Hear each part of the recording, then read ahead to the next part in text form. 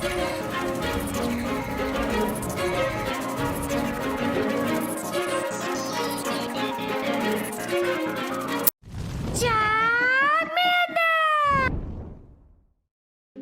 guys, King of Charmanders here. Today I'll be your judge, your jury, and your analyst. And today I bring to you a 5-0 with SPRITZEE. SPRITZEE is a very disgusting mon to use. It uses the Charm 2 Shield Strat. However, during GoFest Seattle, I really wanted to get my sets done really quickly. So while I was at my hotel, pretty much like resting up until tomorrow, the next day, or if I was waiting for my food in line, or not in line, on my table, I was literally just tapping my life away. But its team is actually really powerful, and I get a 5-0 with it. This is Seal, Lickitung, and you have SPRITZEE in the back. The idea of this team is to save your shields for SPRITZEE, or use SPRITZEE's charm damage to create win conditions. And it's actually gotten me like plus 300 points, which is actually nuts, because I was like, wow, this is disgusting. So this was my best team that I put together with it. I had one original team before this one, but it didn't do as well. So I switched to this one, and I've been using it ever since. So if you're looking to climb and do your battles pretty quickly, this is a licking. You will make your opponent very, very wet by licking them to death and then finishing off with your charm. That actually blends a lot better than I thought. So yes, this is a 5-0 with a sweet team, and hopefully very basic to run. So hopefully y'all have a good idea of what to use. So. But before we get started, this is my therapist mental health tip of the day. And if you can skip this by just going to the chapters and just going forward to the first battle. So for this one, I just came back from GoFest Seattle. I really wish I got a chance to meet you guys, but unfortunately I wasn't able to meet a lot of people actually. So I was like, I was trying to like travel and get all these plans, but it was absolute chaos. I was not expecting, like, 4 days was definitely not enough at GoFest. I wish I could have stayed longer. However, I didn't want to cut out for my clients because I still have about 2 or 3 weeks left with my clients, and these kids deserve a good goodbye, and I want to be present for them. However, I got to meet some of my best friends, which makes me really happy. These are the best friends I've had for 5 or 6 years. And this can be a lesson of today's therapist mental health tip, which is conflict resolution. So this is from Therapist Aid. Conflict resolution. When used correctly, a few simple conflict resolution skills can make a tremendous difference in the quality of a relationship. Relationships can't survive unless you could survive conflict. Of course, when you have friends, you all piss each other off at one point, or something goes wrong. Or you lose patience, etc. or something, yes. But these techniques are really simple, and they focus on the problem, not the person. Use reflective listening, I statements, using timeouts, and working towards a resolution. So very simple one. This worksheet's in the description, so you can use that. And it's a really simple one to use.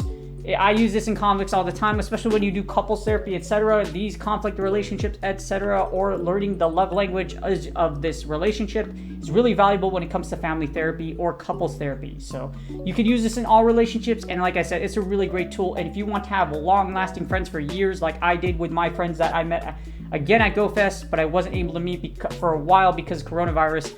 Got to meet them again. And got to hang out with them. It was so, and I wish I got to meet all of y'all. I wasn't able to though. Like I said, it was absolute chaos. Maybe like next event for sure. I'm definitely going to put some time aside so that I can go ahead and I can see y'all, because I love my community. I appreciate y'all. And without further ado, here is my Bet SPRITZEE team for the Little Cup Remix. Sweet 5-0, and let's get started. All right, here are the battles. These battles are super sweaty. Like, every legend is playing the freaking Little Cup, and I don't know why. So, we got Skorupi onto Seal. Our opponent likes to switch into their own Seal, and then we're going to send in Lickitung. This is ideally what you want. If you get Seal, there's one of 2 things you can do. 1, you could try to double bait, or 2, you could straight Power Whip and take both of their shields. You will get to do Power Whips even though they Icy Wind you. If your opponent doesn't shield the Power Whip, you can go ahead and lick down. As you see here, number 2 happens. You can lick down after you Power Whip, and even -1, as you see, we get some extra energy here. We know we got Skorupi, we got something in the back. So, I'm kind of waiting, I'm deciding what my opponent's going to do, and they send in their Skorupi. So the little poison scorpion thingy, you know, like Demon Slayer, I forgot who the Hashira is that gives poison or whatnot, and her name, but she was like chasing around Nezuko on that one scene, if you know what I'm talking about. Nezuko shrunk and was dodging everything like a ninja. So she was just going full like acrobat mode, and it was freaking hilarious. However, because Lickitung has such a thick booty, we're able to get to 2 body slams here. This is also kind of bad because this Skorupi is going to get extra energy. You don't want to line up SPRITZEE versus Skorupi, so we're going to send in Seal. However, I can eat a cross poison here. Here's why you don't want to do this though, because if they I forgot. I remember. I was kind of kicking myself in the foot for this because I was like, why did you boost? Because here's the thing. You want to take the first one because if you don't shield the second, yeah, the second one's gonna hurt a lot. Now I'm down 2 shields. I managed to debuff it -1, but we're gonna see if that actually kills my win condition. However, Skorupi's only +1 at this point, but as you see, cross poison does a lot of damage. I switch into SPRITZEE right away. You want to do this and line up with Wynaut because you don't want Wynaut to get any extra energy here. Even though Mirror Coat doesn't do a ton of damage, it's still... Wynaut charges way faster than you do. So as you see, we got Draining Kiss and Thunderbolt. Both cost literally the same amount of freaking energy. I'm going to fire the Draining Kiss here. And then what's going to happen is that we're going to either Charm down or we're going to have to bank that Seal can go ahead and lick this Wynaut down, and then we're gonna body slam the back row for the win. As you see, I get a little bit of a weak connection here. I am playing from the airport, so it's like this is while I was waiting on my flight back from GoFest, and as you see here, Wynaut still has 1 HP left. Hopefully it doesn't have a move, and it does, which makes this kind of rough because that Mirror Coat's gonna do a little bit of chip damage. However, we should be able to get to this Aqua Tail, or we're just gonna lick down. And as you see, we happen to lick. And that's game. The lickage is too strong. I'm just telling you. You're yeah. It's nuts. And as you see, we got Seal on an Onyx. So big booty beads. I'm gonna call it booty beads because I can't use the other one. But you know, booty beads switches out, and we got a Venonat, Shadow Venonat. This kind of sucks because Shadow Venonat actually has Poison Fang. Now this is gonna cause debuffing. This is gonna cause debuff on your defense. So what you want to do here is if you get anything with poison, fire an Icy Wind first and then swap out. Hopefully you're able to lick down here, but because that Poison Fang's -1, you should be able to take the move pretty comfortably. It's still not comfortable just because this is a Shadow freaking Venonat. So as you see, you're even -1. That puts me in the yellows, but hopefully we can come out with a W. We get back Onyx, and I'm going to straight Power Whip here. Actually, I Body Slam because I want to get the bait. If I Body Slam, maybe I can grab the shield, but our opponent's going to shield anyways because my opponent's more pressured here because of Power Whip. And unfortunately, I'm not able to get the Body Slam off, and I'm like, oh, okay, that sucks. But that's fine. We're in the 2-to-1 shield scenario here. I'm going to let go of Seal here. And then I'm going to send in SPRITZEE to Charm down after firing off an Aqua Tail. Hopefully I can get to an Aqua Tail, and I do. This should grab the second shield. And then I'm going to send in SPRITZEE. Our opponent might just elect a top left here because at this point we have shield advantage, and that's a Shelmet. So all we're going to do is just try to Charm down here. And my opponent may elect the top left because they're like, okay, 2 shield SPRITZEE. There's no way I'm going to run through it. We're going to shield here. You just want to shield everything at this point. You don't want to eat a Bug Buzz.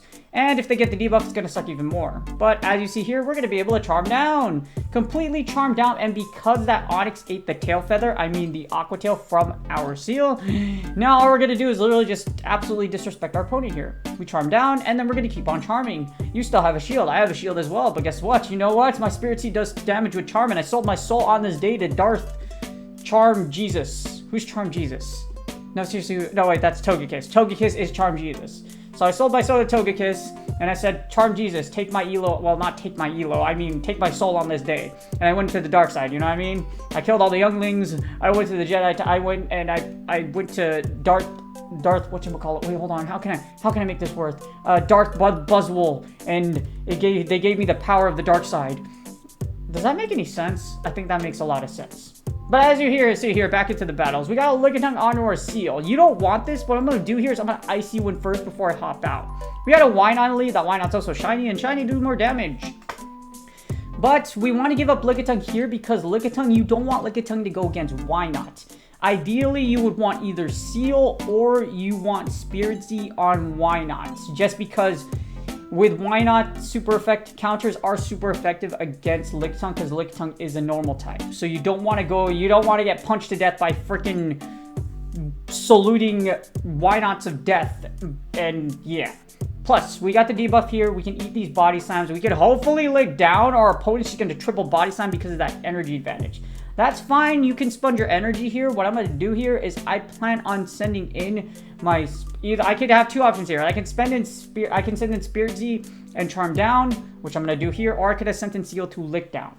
But we know we got that Wynaut to contend with the back anyways. And we get another SPRITZEE. And I'm like, okay, this kind of sucks. But because they swapped into us...